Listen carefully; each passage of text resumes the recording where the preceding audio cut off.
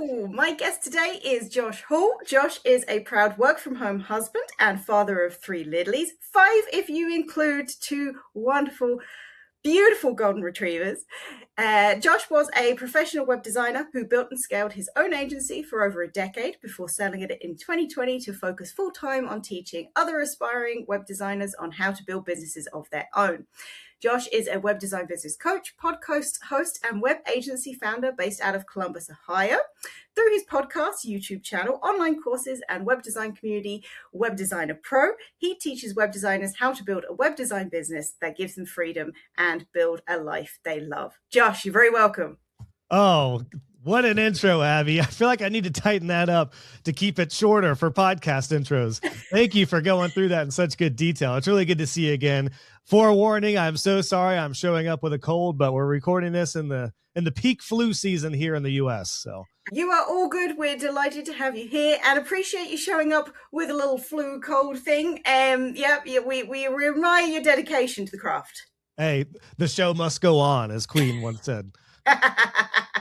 Well, anyone that quotes Freddie Mercury is a friend of mine, so all good. Oh, wonderful. Well, Josh, we will dive straight in and just get into the meat and bones of it. How did you get into the entrepreneurship life? Well, I think the interesting thing to focus on in my case, which is not uncommon for most web designers, as I found out, is I'm very much an accidental entrepreneur. I did not have a business mind and set out to start my own business and get clients. I was a metal drummer in a band and a cabinet maker for a tour bus customizing shop. And when I got laid off from that job, I had an interest in design. And because I was in the band, I was just like, you know what? I just got laid off from this job and I want to do something creative. And I'd always liked design. So I just dove into Photoshop. Photoshop was the very first thing I took a liking to. And then I started creating graphics for my band. I was doing our t-shirt designs, our CD artwork, and was really just interested in graphic design to start. And then one day somebody asked me if I would be interested or who did our artwork. And I said, I did. And they asked how much I would charge for them. And I was like, wow, it was the first time I realized I could make money and do work that I actually enjoy. Prior to that, my mindset of making money was like, it sucks. You got to go to work to make money. But this was like, wow, I could actually make money and do something I love. So that's how it all started, graphic design. And then as I've found out over the years, as many others find out, all roads lead to websites. So pretty quickly, I got into web design from there. And that's what kicked off my entrepreneurial journey. Fantastic. I love it. Do you know what? It's so surprising. Well, is it surprising? I don't know. But maybe the pure amount of creatives that go into web design. I think that maybe it has a bit of a reputation as kind of only developers go into it. But I know that quite a few of our guests have started out in music, kind of really got into the graphic side of things. And then, kind of fell in love with development as well, which I always find fascinating, just how creative web designers are behind the scenes as well as in front of the scenes. No, I agree. And I think as I'm thinking about the market, I've had a lot of conversations recently about like looking back between the years of like 2005 to 15 to 20 to 25. And I feel like prior to like just when I was getting into web design, you really had to be a coder to be a web designer. But as soon as WordPress took off and you could buy themes, and then once page builders like Divi and Elementor came out, suddenly you didn't need to write all the code. And I think that's what opened up the market to design creatives like myself, because I definitely am not a coder. I am a design first mentality. So I think that's what helped truly is like suddenly, you didn't need to write all the HTML and all the CSS to be able to build a website. So I think I came into the market. That was 2010 when I came into web design, and I was using Dreamweaver back then, which was kind of the first bridge between just hard coding and seeing things visual. And then once WordPress took off, it was game on for creatives. Absolutely. I think WordPress is still a great kind of meeting point for design and development, and just opening the playing field for everybody, which is lovely. Because I'm certainly not the most talented developer in the world, so it's nice to be able to kind of come in and create something beautiful that actually works without having to learn how to code. Okay, so you are a very, very busy man, as we heard in your bio. You are a stay-at-home dad, work from home dad, should I say, because you do work from home and look after the littlies and the doggies and stuff. What does your average day look like, balancing the community, home life, the podcast, everything? It's pretty, I do have some structure, and I have to at this point, having 3 kids. My wife is a stay-at-home mom, which is extremely helpful. Because generally, like, I try to stick to a standard schedule ish, which is like Monday through Thursday. I'm generally working anywhere between 5 to 6 or 7 hours. Fridays are usually a complete flex day. Some days I do Friday work, some days I don't do any work on Fridays. And the big thing that's helped me with calls, podcasts, recordings is I only generally have 2 call days, and those are Tuesdays and Thursdays. Occasionally I'll do a call on a Wednesday or a Friday, but it's primarily Tuesdays and Thursdays.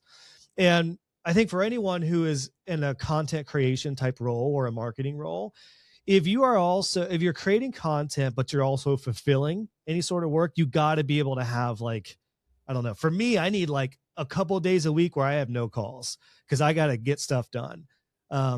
So like, cause calls, as you know, it can just throw you off, like one quick 15-minute call ends up being 45 minutes, and then you need time before and after. So that sucks up an hour easy. So that's helped dramatically with how I schedule my days.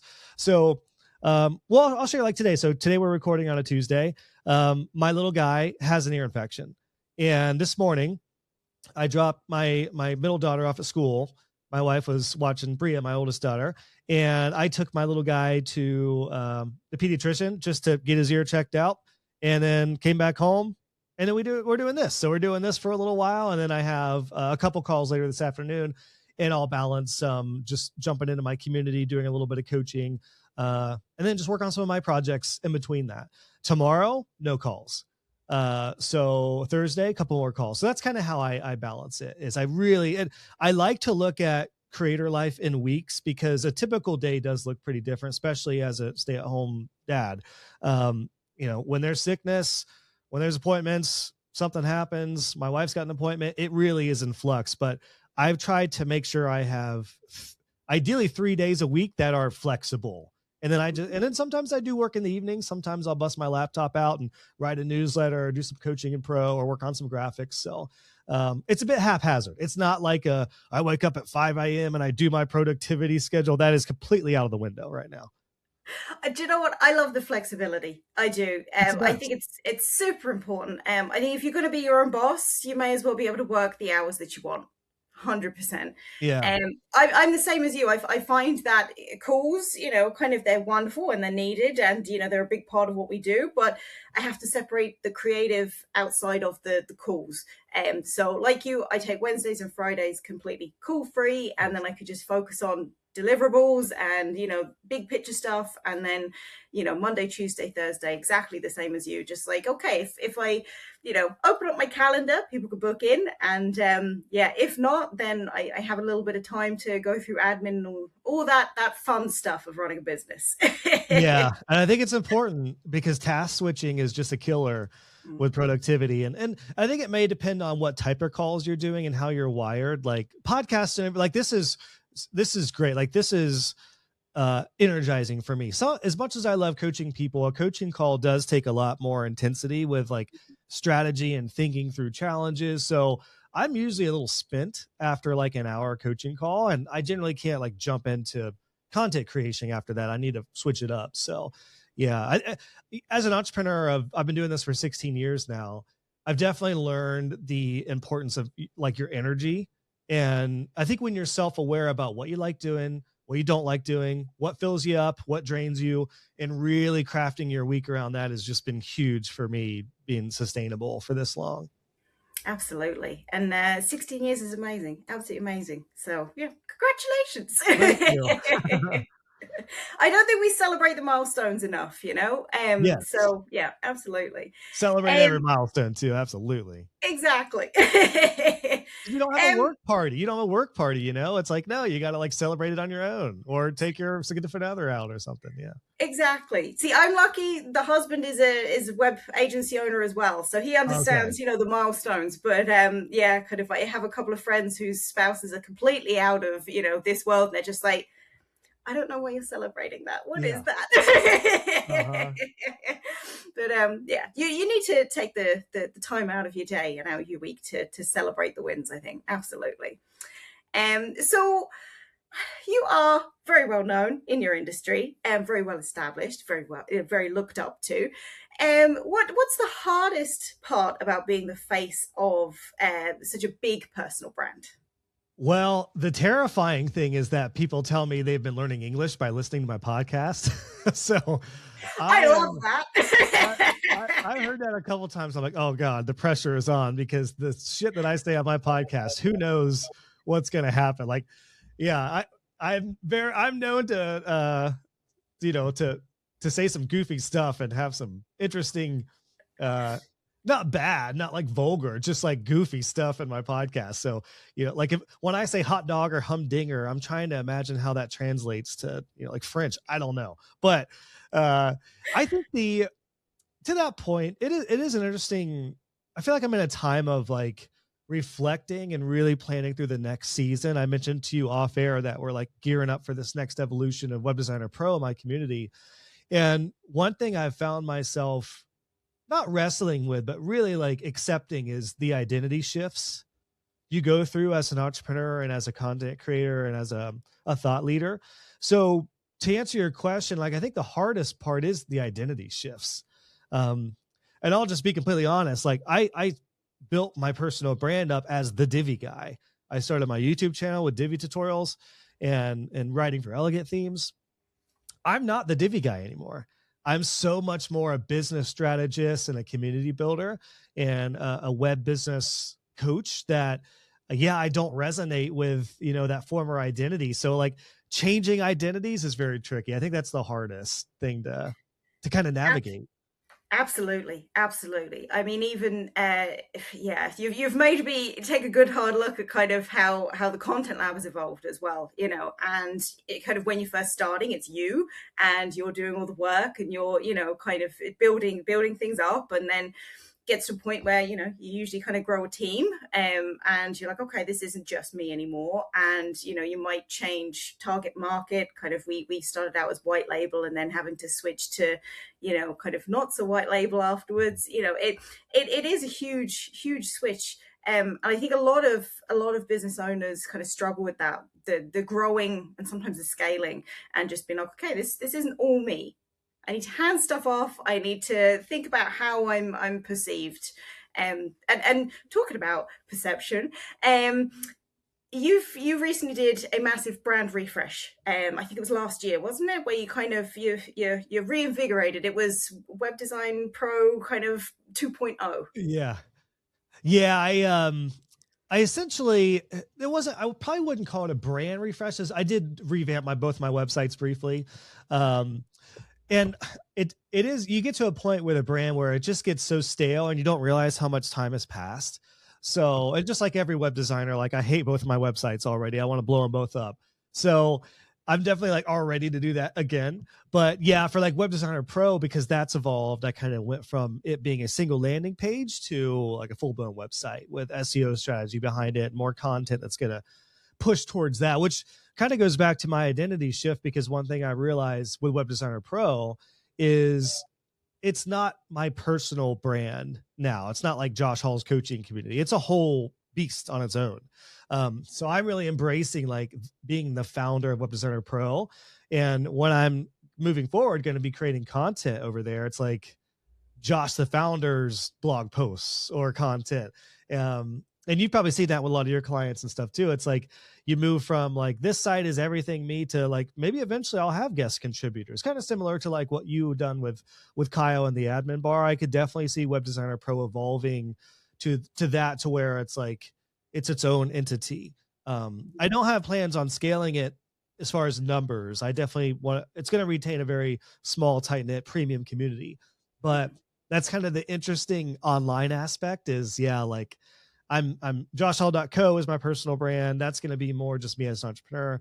Webdesignerpro.com is yeah, its own kind of beast. So Yeah. there's a lot of strategy behind that. And it's not easy when you have a bunch of digital assets that are connected to you. And I think there's a lot of value with having a person in front, like you mentioned. And I'm certainly going to embrace that for a long time. But it's the hard part too, is like me being Josh, the face of the brand, but also Web Designer Pro is like, it's a community. So it's not all me. So yeah, it's interesting. Yeah, absolutely. I always because we've done a lot of work, obviously, with wonderful Kyle over at the Admin Bar, and various community builders and stuff. And it's always interesting to see them go from kind of Josh or Kyle and kind of and their friends and their community, and that's it, to it's own entity now, and it's got its own kind of ethos, its own kind of brand. It's and it's interesting seeing how people navigate that, which I think that you've done incredibly well. Kind of it's you're still aligned with it, but like you say, you've got joshhall.co, and that is very much focused on you as the founder and the entrepreneur and everything that you do. And then you've also got, okay, this is the community, and this is where like-minded people come together to grow and scale their web design businesses to create a life they love, with you kind of as the first example of someone that's achieved that. So yeah, fantastic.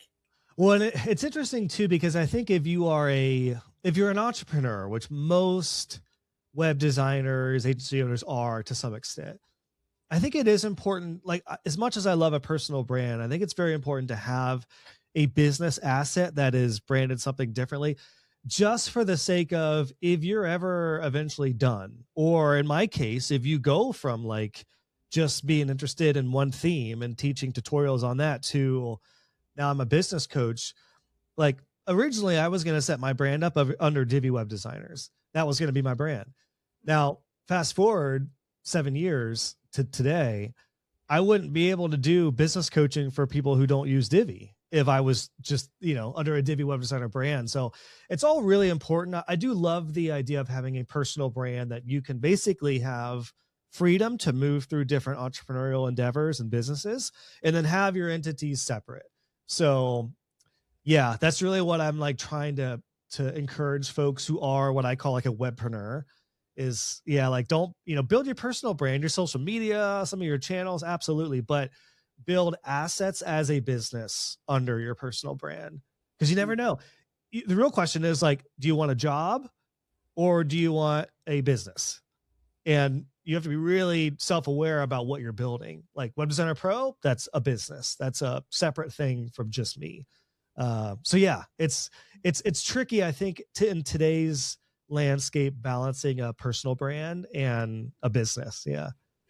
Absolutely. And I think there's such a push recently around personal brand and, kind of making it all about you, because obviously, in the modern AI world, I throw in the AI phrasing out there, it's all about personality and standing out, and not, coming across like, kind of you are just AI everything, in terms of your online content creation, so that people know that you are a real person and that you're doing it. But I think that it's important as a business owner to definitely have kind of your own thing as well as a business. 100% agree with you there, especially kind of, if I'm going to use content people as an example here, kind of, I know a lot of copywriters that were 100% personal brand, and then kind of AI came in and, kind of they had to pivot real quick. And all of a sudden it's like, okay, well, my entire personal brand is around this one thing. How can I chop and change quickly without losing the current clients I have, but also, kind of going into a new niche almost as well. So yeah, That's the I like hard that. part. That's the tricky part, is going into a new niche when everything else is attached to your name. Yeah. Yeah. And I'm in that boat right now. Joshhall.co is what I built my entire online presence on as an educator and podcaster and YouTuber. And still, I mean, if you Google Divi tutorials or Google web design stuff, it mostly goes back to that site. But eventually I plan on, really interested in sharing more about community building and what I've learned with Web Designer Pro, and I'm getting asked about that. So that would likely live on joshhall.co or a separate brand eventually with whatever I do there. So yeah, it's like I don't know what personal brands looked like back in 2010 when I got started, but it's really important now. And I love it. I stand behind it because to your point, with AI, it's like there there's nothing better than just getting right to the human behind a brand and figuring out who's behind a brand. So it's a great way to go, but it's equally as challenging when things evolve. Absolutely, Yeah. absolutely. I always think when somebody is specialized, say in Divi or LinkedIn or a specific platform, a specific builder, I'm always, because obviously as a copywriter, kind of AI came in and it was just deliverables are out the window. Everything is strategy now, and I'm Mm. thinking if I had everything pinned on LinkedIn and LinkedIn was taken away immediately, kind of how could I quickly pivot, when you kind of, as you say, if you have something set up devoted to that one thing, that's fine because then you have others. But if everything, it's all your eggs in one basket basically. So yeah, 100%, Yeah. there's a bit of anxiety around that for sure whenever I I've see someone that's, yeah. I've seen a big shift with people, especially in the YouTube space, who were like the Elementor guy. Like a good friend of mine is Dave Foy. Are you familiar with Dave? He's Yeah, yeah. yeah, like he was the Elementor guy for a long time, and then he became the bricks guy.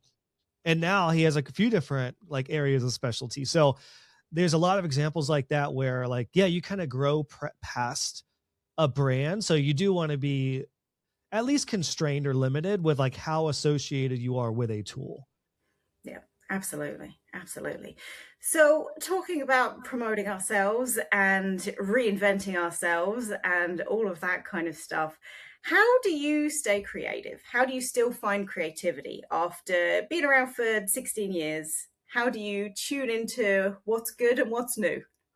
Well, good question. It's interesting because I don't feel like I have a problem coming up with ideas because this industry is just changing so fast and evolving so fast. I could literally just keep up to like changes with AI in different platforms and have enough content weekly for a long time. It's actually it kind of goes back to what you just said. It's actually more about strategy. I actually have to be really careful that my creativity is somewhat constrained, at least for Web Designer Pro, what I'm teaching on, because I have my own artistic itch and interest as an entrepreneur. And I try to sprinkle that in, but I also realize like at the end of the day, I'm still teaching web designers through my podcast and my YouTube channel. So I can't deviate from like what I want to do creativity wise all the time. I still need to talk about web design pricing, how to get started, the tools to use, the platforms, pricing models, how to deliver with clients, how to do boundaries. So I have to like, I feel like I have to reel in the stuff that I'm like, oh, but I really want to talk about this, but that's not like exactly related to web design. So I've had to kind of balance that when it comes to creativity wise. And I am definitely open about being a lifestyle entrepreneur and sprinkling in family stuff and all that stuff in my content. But at the end of the day, people want to know how they can build their web design business. So I'm trying to like almost do it like in a percentage to where it's like at least 70% of my content is going to be about web design. Quite a bit's going to be about success stories and case studies with my members. And then there's going to be more like just broad entrepreneurship kind of stuff. And then some family stuff and some fun stuff. That's kind of how I've, yeah, tried to like balance, because I think my problem is opposite. And then it's like I have too many ideas, but I have to keep it reeled in. Yeah, I think when you're a naturally creative person and the cogs are always turning, it's very difficult to stay focused on what your audience wants and kind of what they're looking for. I love the fact that kind of you've got around 70-75% of sharing insights and knowledge and expertise. Then you've got kind of a little bit of the family stuff sprinkled in to show that you are human and that is a huge part of your life. And then kind of you've got the creative coming in as well. So that's really good. So with such a healthy balance of content that you're creating, is there a piece of content that blew up unexpectedly that you were like, it is what it is, and then it just kind of got a life of its own? Yeah. The quick how to, well, there, I judge like the viralness or success of content in a couple different ways. Cause you can look at my YouTube videos and some of my YouTube, like my top YouTube videos. Actually, well, let's play just a little live test. Can you search manually migrate WordPress? Absolutely. Let's see how many views this video, because this is my #1 video, and I did it very quick. I had no idea how big it was going to get. Okay. So you should see it there probably in the first results. Yep. Let's have a look. Migrate WordPress. So if you want to manually migrate a WordPress site, you don't want to use a plugin. I created this tutorial on it. You are number 2. Okay. You have sponsored, then you have 30, who I've never met before, but he looks like a friendly guy, and then you still works in 2026. So you've even updated that piece of viral content as well. That is from 2017, 18. Wow, that is how you do content, and you keep it fresh, and it's still going, and it's still working. I was gonna say, as a content person, I thought you'd appreciate that. Really do. So that one, I don't know how many views, at least over 500,000 views. Oh yeah, 565,000 views. So what's interesting about that is a specific solution to a very specific problem. So I've learned, especially in the age of AI and then answer-driven content, something like that, if you can focus on and have it last. I mean, this is 2026. That's almost, well, I think I released that in either 17 or 18. So it's at the very least 8 years old. Mm-hmm. It's timeless too, because it's not off of a tool. It's like, this is best practice about how to do this. Shouldn't change for a long time. So what surprised me about that was how long lasting a good piece of content really can be, especially if it's built in a timeless way. Because I didn't do that off of Divi. I didn't do that off of a certain tool set. It was just like, WordPress is a huge thing. So yes, it was about WordPress, but that's the one that, like, I figured it would be really helpful, but I had no idea 8 years later, it would still be showing up at spot number 2, which is, huge. Crazy. So absolutely. Yeah. That is amazing. And I think it goes a long way to show that when you do genuinely helpful, insightful content, it lasts. So, kind of jumping on bandwagons of latest fads and stuff is great for the short term. But when you create something that is genuinely helpful, it just keeps going for you, and it keeps selling for you, and it keeps you front and center. So that's fantastic. Well done. Thank you. It is kind of a cool case study to go back to. And it is something like you said there, I do update the title every year. I have like probably a dozen videos that I'll do that for. It's like still valid in 2026. But that's not like my favorite piece of content. So I do get much more satisfaction from content where I'm getting really heartfelt messages back from that are like, my favorite thing to hear back, and I find this a lot with my newsletters, because I have a weekly newsletter now that I've been doing for a couple of years. And some of that is content like that it might be based off a tutorial that I link to, but a lot of it's just like, I got a thought this week. It's mainly around web design. Again, 75% is going to be around web design, but the rest of it is like an entrepreneurial thought or just work-life balance or something like that. And I love when I hear, I needed this. Or like, oh, thank God I'm not alone. I love hearing that content. That just gets right to the heart, Absolutely. Like, views are fantastic, but when you have somebody that takes the time out of their very busy day to go, wow, this really helped me. Thank you so much. And, I think that's, to bring it back to business, it's a huge part of creating loyal clients and loyal followers, but on a very human level, which in my opinion is much more important. You have help someone and you've created that connection with something that is very genuine. And I think we definitely need more of that. So yeah, I would agree with you. That's fantastic. And the reason I say that too is even on a much smaller scale, first for like a creative doing social media content, you may have one post that gets like 200 likes, and that's a lot for an average, like web designer or something. So that's like semi-viral, and that's cool, but you may have one post that gets like 2 likes, but a lot of people are DMing you off it. Or maybe it's not something that people are liking, but it doesn't mean that people aren't looking at it. Or it doesn't mean that people aren't like getting into your world because of it. So the vanity metric thing is, I think, really important to be very aware of, just because, I can see that manual migrating WordPress video, and say like, I want all my videos to get 500,000 views and thousands of comments or whatever's on there. But I actually don't know how many people have joined Web Designer Pro because of that video. Yeah. I think it's opened the door. I know it's opened the door from a few members, but it's not like a piece of content that is my highest driver. It's more the consistent drip of my podcast, which for me has been my number one driver, and not my newsletter accompanies that. So it's like, I get them in the audio and I get them in the written once a week is my goal. So Yeah, well, that's fantastic. Okay, so you are very well known for giving fantastic advice and mentoring. What's the best advice you've ever received? Used to have a referral partner who was an IT company, and he was a great referral partner because he worked with a lot of businesses, and a lot of businesses who had IT had websites. And so he's one of my best referral partners, great guy. And I remember one time we were at a coffee shop and I was kind of hard on myself. And I see this a lot right now with like young up and coming Gen Z entrepreneurs who there's some like incredible talent, incredible young folks who are in the game. And the thing that kills me is like they're so hard on themselves for not making $1 million super fast. And Yep. I'll say I just tell them the same thing that I was told by this guy George, my referral partner, because he was much more established. He had already sold a business and did this and eventually sold this business.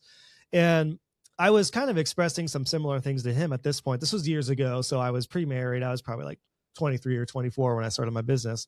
And he was like, Josh, he's like, there's no rush to success. And I think he said it, not even thinking about it, but that hit me when I needed it. And I've thought about that more and more, especially nowadays where there's like this unneeded pressure for young entrepreneurs to be the next Alex Hormozy and make, a shit ton of money really fast. And there's nothing wrong with that. But at the same time, what I hate is seeing people feeling like they're failing because they're not making millions of dollars and they're 23 and they're 3 years into their business. Like, enjoy the ride, enjoy it. Like I just, that really, it irks me. It upsets me. And I think we need a new wave of delayed gratification in the young entrepreneurs, and they just need to enjoy the process and just enjoy what they want to do and have fun too. Like your early 20s go fast, like have fun.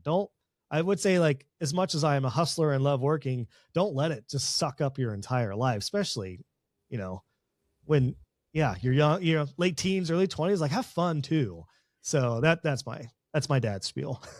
I love that though. And I thoroughly agree. I think that because we are inundated more than ever with people making millions and billions and, doing it all before they're 23 and, doesn't happen for everyone. And sometimes there are more important factors in life than just making your first couple of million, And I think it's, especially for business owners, a lot of the younger generation, and I feel like like an 80-year-old saying the younger generation, but it's true, they think that they need to hit the ground running and be super successful and have won a bunch of awards and have made millions and have a team of 60. But one, that isn't for everyone. Success looks different for absolutely everybody. Kind of the idea of like, I've done pretty good, I'm not gonna lie, but the idea of kind of having to work 80-hour weeks still in my 30s no, thank you. Yeah. I did a bit of hustling in my 20s and that was enough. Okay, now I'm like, okay, well, I've got my house and I've got my pension and this, that, and the other. And now it's just like, okay, I want to spend time with my family, like you, and you can balance it. And I think you only get to be in your 20s once. And lads, let me tell you, your back is going to go, okay? The health is not going to be good. I literally just tweaked my back a few weeks ago shoveling snow. So I'm here to tell you, Abby is totally correct. Yes. It is. I think the thing that's tricky, especially for like younger generations who are online so much, there doesn't seem to be like much of a push for like a healthy $200,000 lifestyle business. It's like millions, like and I think I'm guilty of this to some extent when I'm promoting Web Designer Pro members who have made hundreds of thousands of dollars, but I'm pretty clear on not being like, I'm not teaching like 7-figure agency annual, folks, like, because I know what comes along with that. A lot of payroll, a lot of stress, a whole different business model. I like helping web design lifestyle businesses. And they're like, my sweet spot is like 200 to 500,000 to teach folks in that range. And I probably need to do a better job at like saying that, but I mean, people are making more, but I mean, you know what I mean? Like, I feel like it's either zero or millions that people are gravitating to. And it's like, there's this wonderful, like, sweet spot in the middle where it's you're happy with what you have and you have a great healthy work-life balance. You have dogs, you have kids, you go traveling, I think I always use a good example of a friend that I have, and he is one of those very successful guys, multi millions every single year. Fair play to him. The guy is in his early 40s, still works like 80 to 90 hours a week. That's hell for me. No, thank you. And he owns a yacht, and kind of he does helicopters and stuff and whatever, and goes, every stereotype on Instagram of just like, hey, I did this, you could do this too. But doesn't spend time with his kids, kind of doesn't, it's just, you've got to enjoy what you make at the same time. I think that's often, rather than worrying about what other people think of how much money your business turns over, I always think as well, profit is sanity, kind of that. I know a lot of 7-figure agencies that are not profitable or have minimal profit, and the stress and the admin and the teams and the HR and everything else. It's like, do you know what? Sometimes you're better off to just be like, what do I actually want from life, and work towards that rather than what somebody else that you don't know on Instagram is telling you is successful. Yeah, the top line revenue thing, it's an easy metric to brag on, but and again, I'm guilty of this as well sometimes, but I'm also pretty open about my margins in lifestyle business, which is why I think I'm attracting lifestyle entrepreneurs in Web Designer Pro, which is who I want. I had one guy one time join, I think it was last year, who was like, hey, I'm just starting. I want to make $1 million this year. I was like, I don't think I'm a best fit for you. How did you get there? Did you read it? I guess it's not, who I serve. So, and again, it is a very personal thing with like, what's your definition of success? How fast do you want to move? Again, do you want to build a job or a business or an exit? Do you want to sell? The other aspect to think about too, I think for young entrepreneurs who are judging themselves so hard on themselves. And I'm just saying this because I'm coaching some younger web designer pros, and I'm like, they're still like, oh, I just feel like I'm not doing this. I'm just like, you're freaking 22. What's the rush? Like, just one step at a time. You're living with your parents still. You don't need to make $1 million this year. Get really good at a craft. But I say that because like somebody who has a decade of experience in business could come into web design and maybe make $1 million pretty quick. Absolutely. Because they have a certain amount of experience. Now, this guy that I mentioned was not in that camp. So that's why I was like, I don't know how you're going to do this. And I'm not the person for that to help you. But, somebody who's 22 who's just getting into business, like, yeah, there shouldn't be the amount of pressure that, like, if I were to come in an industry with my 16 years as an entrepreneur, I'm going to be able to move pretty quickly because I've got a network bill. I know myself. I know my risk tolerance. I know how to sell. I know how to market. So I can move a lot faster. And I don't think that amount of pressure should be applied to somebody who's, 15 years behind me in the journey. So absolutely. Yeah. So no rush to success. That's my big thing. No, enjoy the journey as well. I think it's, we're so focused on the end result. It's like, if I think back when we were building the Content Lab and Island website design, some of the most fun we had was when we were building it. And, kind of you're learning and you're trying new things, and, some of it doesn't go well and some of it goes amazing. And there's fun to that.